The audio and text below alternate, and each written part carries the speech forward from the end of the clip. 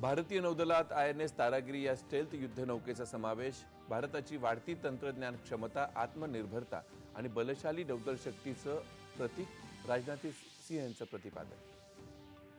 जनविकास विधेयकाच्या मंजुरीमुळे सर्वसामान्य नागरिकांबरोबरच उद्योग आणि MSMEंना मोठ्या प्रमाणात फायदे होतील, उद्योग मंत्री पियुष गोयल यांचा विश्वास. रेल्वे प्रकल्पांसाठी प्रलंबित भूसंपादनाला गती देण्याचे रेल्वे मंत्र्यांचे निर्देश, रेल्वेच्या जमिनीवरील अतिक्रमणाचा प्रश्न संवेदनशीलतेने हाताळण्याच्या सूचना.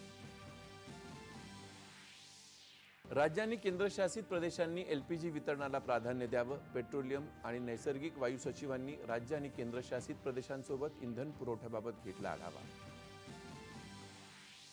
पश्चिम बंगालमधल्या मालदा इथं 7 न्यायिक अधिकाऱ्यांना ओलीस ठेवल्याप्रकरणी आणि हिंसाचाराप्रकरणी मुख्य सूत्रधाराला अटक, 14 दिवसांची पोलीस कोठडी. भारतरत्न डॉक्टर बाबासाहेब आंबेडकर यांच्या 135व्या जयंतीच्या पूर्वतयारीच्या अनुषंगानं मुख्यमंत्री देवेंद्र फडणवीस यांनी घेतली आढावा बैठक.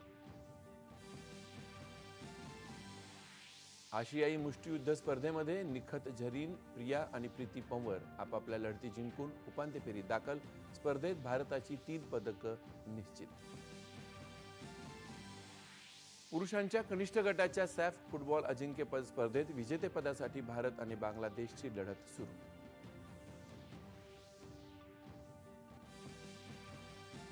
आणि यवतमाळ, धाराशिव, बीड आणि वाशिममध्ये पाऊस, राज्यात पुढील 2 दिवस बहुतांश जिल्ह्यात अवकाळी पावसाचा हवामान विभागाचा इशारा. नमस्कार.